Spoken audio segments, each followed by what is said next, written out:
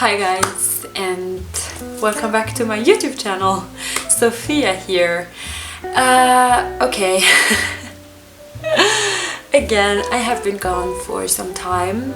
I took some time off. I decided to take some time off YouTube and focus on some other things and, prioritize certain aspects in my life. And a lot of you were asking me if I stopped YouTube or if I just decided to quit, and I honestly think I would never actually quit YouTube per se, but I would keep doing YouTube at my own pace.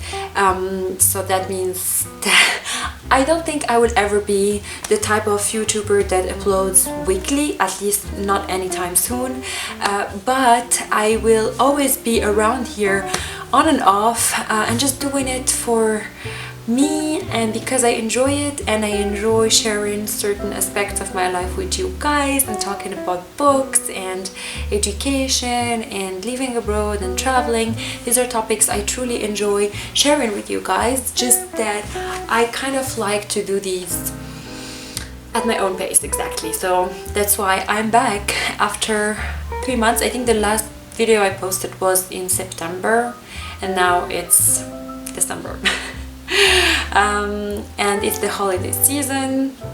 I hope you guys are having a wonderful time. I hope your year was kind to you and that you managed to enjoy the little moments of everyday life, and that overall the good overweighted the difficult and challenging moments and times. And speaking of good moments, challenging moments, doing YouTube at my own pace, today's video is a video I've been thinking about for some time, and I wanted to do it for some time now. It's just sharing with you some lessons, some learnings of mine of this year, like 2021, but also this marks my first year as a PhD candidate. So as you know, I am now currently doing a PhD, and I'm not gonna lie to you, this is a big reason why I have such a hard time keeping up with YouTube and everything else I do, because it's time consuming and energy consuming, and beyond time it really consumes a lot of your mental energy and your mental stamina, and you have to be much more picky with where you take that. So that's one of the reasons actually for me disappearing.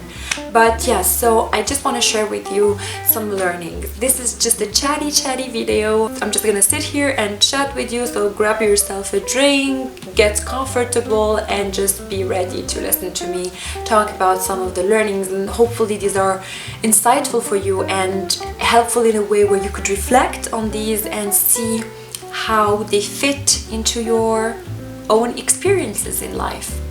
Okay, so staying with this aspect of really trying to do things at one's own pace, my first really big learning or big realization, which I think I knew, and it sounds really trivial, but for me it was really a learning, and that is you cannot do everything at once. Now hear me out. I'm somebody that enjoys a couple of different things, right? And I really love to do a lot, because I think that a lot of these things form me as a person and make me who I am. And I never fully grasped this idea of giving up certain aspect of myself just to fully focus on a career or a degree or whatever. And this year I had this very sudden realization that it's just not possible. Even if I wanted to, I have to prioritize and I have to decide and make choices, and this was really hard. I truly enjoy being on YouTube. I truly enjoy sharing my experiences with you, and I enjoy the process of editing and putting these videos out, filming these videos, just talking to you. I enjoy all of these. I really also enjoy taking pictures, editing the pictures, sharing them on Instagram, keeping that communication going on. I obviously enjoy reading a lot, really reading and reflecting on the books I read. I enjoy writing, so I write poetry, I just write randomly, and I try to make it a big aspect of my routine. I enjoy cooking, I enjoy having friends over and organizing big get-togethers. I enjoy hiking and going to the mountains. I obviously enjoy traveling a lot. I enjoy catching up with friends and going to cafes and explore Munich and take pictures of Munich. I enjoy doing yoga. There's just so much. I also enjoy mentoring, which is something I have been doing for some years. Mentoring some students and high school students, just helping out with the education path. Maybe I'll make a different video on that. I really love all of these, and I think all of those things make me who I am. And this year there was this bitter realization that, well, it's not going to be possible to do everything because there's only so much they can take, right? There are 24 hours per day and only 7 days a week, and as a human being we need to recharge, and as a human I also need to recharge in terms of social battery, in terms of just cognitive my cognitive senses have to take a break. And that's something that not only I learned and I realized, but I started to accept, and it was a very hard thing to accept, to be honest. The second thing I learned, which I believe is super important also when you are in certain environments or in certain types of paths, either academic or career-wise, and this is maybe so obvious again, but it's being assertive about boundaries, setting those boundaries and being assertive about them, especially in work settings. So this is something we obviously know, and I obviously knew, but it's only this year and even toward the second half of the year that I started to apply this. And by that I mean saying no to projects, to tasks, to things that I would love to do but I simply cannot because I just reach full capacity. I learned to also clearly say very loudly when I think something does not make sense, when I think something is outside of my responsibility scopes. I think I'm getting better at communicating my availabilities, my feelings, how I feel about situations, and this includes to managers, supervisors, people that you report to in general, and also speaking up in general when you are hearing something that is not right or something that's stepping on your boundaries and your feasible scope, basically. I'm still learning with this. It's a process, it's a big process, and I can see the difference, me going from somebody who's just like yes, yes, and even maybe a bit of a people pleaser, and just somehow I'm just being really real and transparent right now, and I'm sure this resonates with a lot of you guys. It's difficult, right? Because there's always so many things you're thinking about. Then am I worthy of being here? Will the people think that they made the right decision by picking me, and so on and so forth? And it's difficult to step up and speak up, but trust me, it's so necessary and it's so empowering, and you feel so much better when you do that. And that's something I have started to learn and apply, and I think eventually master, if that's a thing, but that's definitely a big learning for sure. Okay, learning number 3, this is also very specific to my PhD or to anybody of you doing research. It is not a very good idea to take long chunks of breaks from research. Now hear me out. Breaks are so important. You have to recharge, to have 1 day a week where you don't think about research. You need to set specific working hours so that you know when to end the day, and don't think about it, because it's so easy when you do research to always keep going back to ideas, to readings, to things you read, to things you have in mind. It's so easy to do that, right? It's a never-ending cycle, but it's so necessary to draw that line. However, when you do research, and this is specifically for people doing PhD among you, it's really a bad idea to completely disconnect for weeks, let's say for the summer. And this is something I kind of did and learned the hard way, that it's not a good idea, because then it's really difficult to get back to work and to get back to the feel and the gist of it.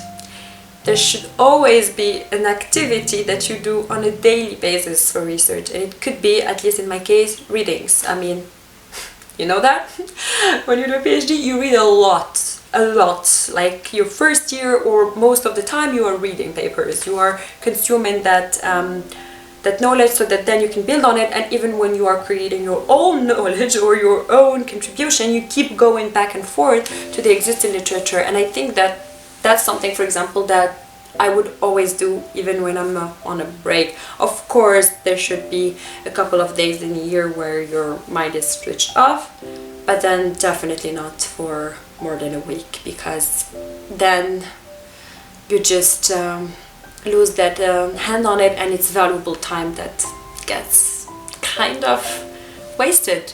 That's a learning of mine, so you can take it and decide what is it that you want to do with that. Another big one for me was to learn as you go. Now with this, I mean to really take the job, take the offer, go for the course, go for that training, start that business, just start, just do it and say yes, and trust me, you will learn as you go. No matter what that thing is, you will learn as you go. Now, of course, you have to be also a bit critical of the kind of task that is. But if it is something that falls within the scope of your knowledge or of your past experiences in any sense, just take it. Not only for the experience itself or for the money that comes with it or the benefits that come with it, but also for that specific learning journey, because then it's a little thing you can add to your toolkit of expertise and then apply or leverage later on. And just to illustrate this with some experience, this year I was taking on some consulting projects, and at the beginning I had no clue what I was doing. I did not know, but that fell within my previous studies, things I'm interested about, and I know certain things about. The first time I did that, I was like, I have no clue what I'm doing, but I'm gonna do it anyway, and I'm gonna believe in myself, and I'm gonna fake it till I make it, and really boost yourself with that confidence. People will eventually respect you, especially that if they're reaching out to you, that's for a reason. That's because these people have seen a value within your knowledge and within your experience, and they want to capitalize on that. So you have to believe in that and then go on, do your homework, do your preparation, and then show up. And this can really be applied to a different array of tasks, and yeah, really a different things that can come your way. But trust me, and please do it for yourself. You owe it for yourself, because if you don't, then you will never learn. And it's just so important. It really is. Just get the confidence and speak up. Of course, keep learning, keep adding those skills and these little increments of experience to your toolkit, as I said, but be confident and just say yes and learn how to do it, and you're gonna be fine. Another thing I learned that is really important, that you can also apply on quite a spectrum of life aspects, that is seek experiences and learnings from people, but not really advice. And same goes for you. Share your experiences, share your learnings, share your visions, but don't necessarily give advice. Now, I think that giving advice per se or specifically as a concept is a tricky one. I don't know exactly who can give advice, and it depends on how we define advice, right? I don't know what advice is. But what I know for sure is that it takes a lot for somebody to give that advice. I would say that if you are someone that's seeking to learn or seeking help from others that are your friends or your family or your colleagues, just ask them about how that was for them, how did they get through that specific thing, how did they feel about it, and if it's something that they didn't necessarily live through, just share that scenario with them and ask them how they would do it, right? And just listen to what they're saying, listen to their logic, to the logic behind it, listen to how they are defending the logic behind it, and learn from that process, not necessarily from the outcome, because the outcome looks completely different from one person to another, and something that might have worked or might have worked for someone will not necessarily work for you. And at the end of the day, it's ultimately how you approach. It's the approach, it's the process of getting there that you can enrich, that you can build on, and that you can learn from others. That of course does not apply to medical advice. To when I say medical, I mean both mental health and physical health advice when you're speaking to professionals in that sense, or if you are, you know, speaking to professionals within your academic institution and so on and so forth, then maybe you can talk about advice. But when it's the people in your life, always seek learnings, experiences, and not really advice. Another thing I learned, or I mostly learned how to do, because of course once again I knew that it's important, but I learned how to take myself out of toxic situations and toxic environments. That one was a ride, and this is not specific or doesn't necessarily start and end with this year. This is a accumulation of learnings and experiences from past years. And I was saying before my camera died that this is so important. I think it's so necessary to learn how to do that. So in my very own case, I have simply learned to stay away from people that are draining, from people that are constantly pessimistic, that are constantly negative, that try to project their own life experiences onto others, people that are just they can come in different shapes, right? And your gut feeling would know when the person is draining for you and is toxic to you. So I learned how to simply stay away from this. So for people, I learned to move away. Now this could be old friendship, this could be old anything really. Just simply moving away from those people, closing the door, nicely, kindly, of course, no need to be in any shape or form mean or not nice. It's simply and respectfully stepping back. And same with situations, right? I just learned how to kindly, once again, take myself out of those. Or if I cannot, because sometimes, like I guess with work, you don't pick the people you work with or the places you work with, and sometimes you just have to learn how to navigate that. And I feel that this is what I learned to do, right? In that sense, it's all about setting specific times for the interaction. You do not need to interact with the people or with that environment longer than necessary for your task completion, right? You do not need to engage with them beyond working hours, for example. Also, you do not need to listen to what they have to say beyond what's work related. You don't have to take long. You can be very straightforward and know when to end that interaction, and that's something that's very valuable. It saves you so much mental energy. Okay, another one for me would be building a very strong support system.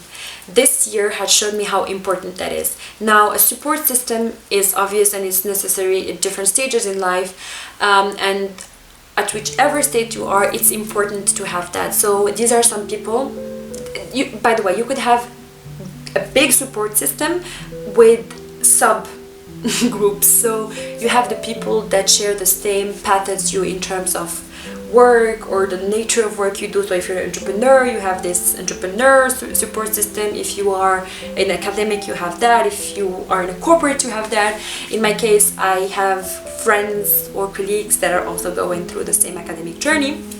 So I can talk to them and they can get a lot of what I say because they understand where I'm coming from, which is sometimes not easy with other friends and other networks and support systems that are not really or they're not within that same path, but they can give different type of support, right? I have an amazing girls support group where we just live life, travel together, go out together, support each other, empower each other, have difficult conversation, have very vulnerable conversation, be an open book. These are very important to have certain people like that won't judge you and are just there.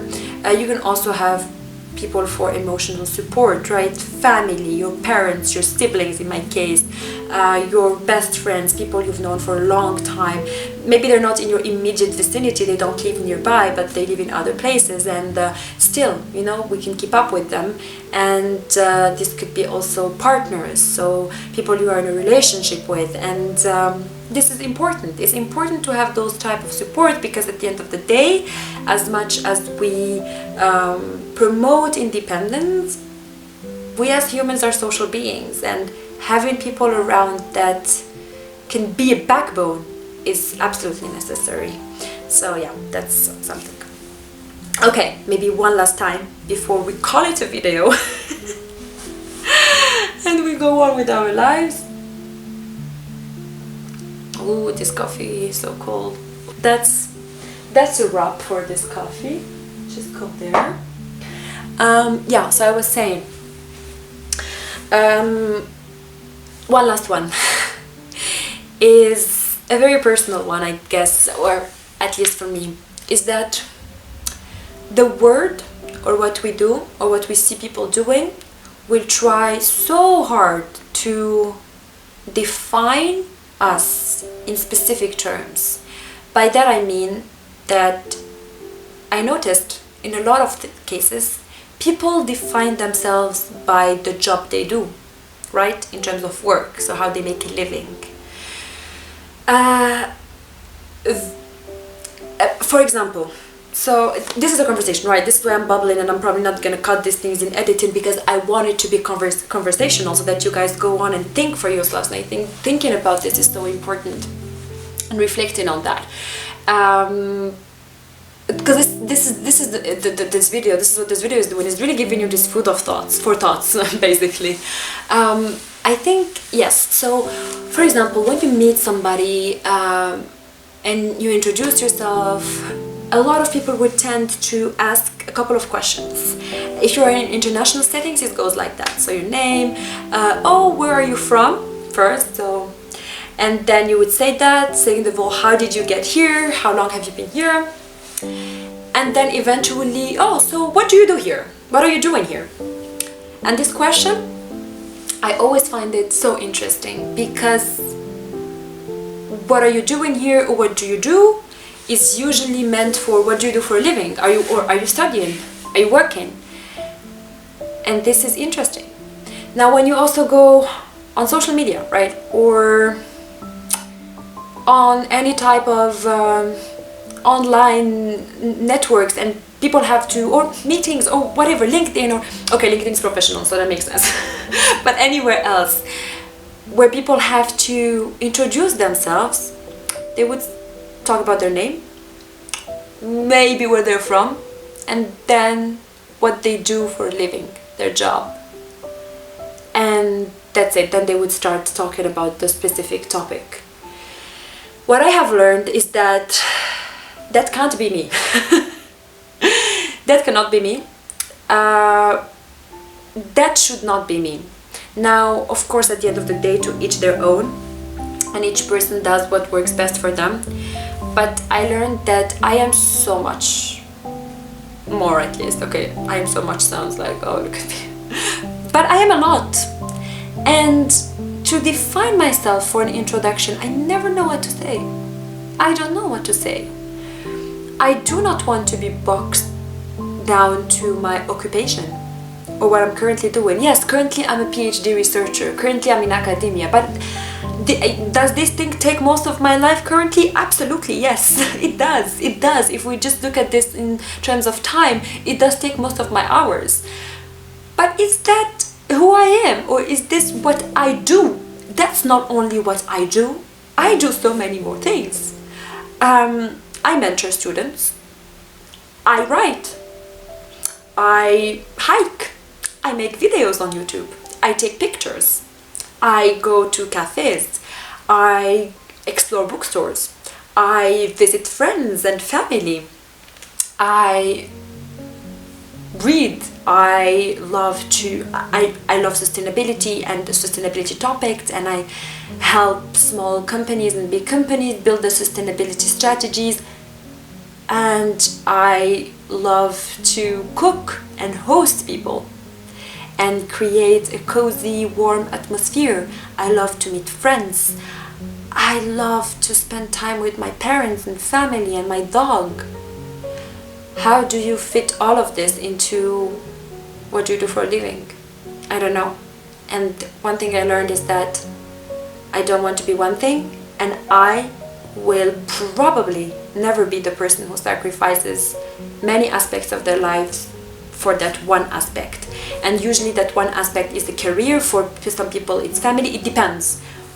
But I think there would be very low chances that I do that. Or at least I don't want to. Maybe I will be forced to, but I don't want to. Am I getting too deep? I feel like I am. The point of this video is to make you guys reflect on your own years, on your own learnings, and see how you can take things from there, right? And maybe you find yourself in some of the things I've just rumbled about. But ultimately, I'm gonna close on this note. One big learning. I learned, and this is now what I'm implementing in my life, that happiness or joy or whatever we are after is gratitude. Just being grateful. I think if you wake up and you make a list of 10 things you're grateful for, meditate, pray if you're religious, meditate more, be spiritual, whatever it is, manifest whatever it is that you do. But that moment when you sit and you list the things you're grateful for, your heart expands like this, and you go on into your day with a completely different type of energy, and you really come to learn that no matter what you have, if you don't sit and go through that gratitude list and through those things you're grateful for, you will not really know joy. All my joy, all my happiness comes from those moments of gratitude when I am in the middle of a moment, and then I'm so grateful for being in the middle of that moment, and then my heart is like, I'm so happy. So yeah, I hope you guys had a nice year. I wish you nice adventures, exciting adventures, or not exciting. I wish you anything that your heart desires, wishes for. I hope you guys stay healthy, stay grateful. You can subscribe to this channel if you think this is something you might be interested in seeing often. Plus books. Thank you so much for sticking around, for everybody who's still around after me disappearing. Thank you so much for getting into my rhythm of doing YouTube. This means the world to me. Without any further comments, have a nice day, and I will see you guys in my next video. Bye bye.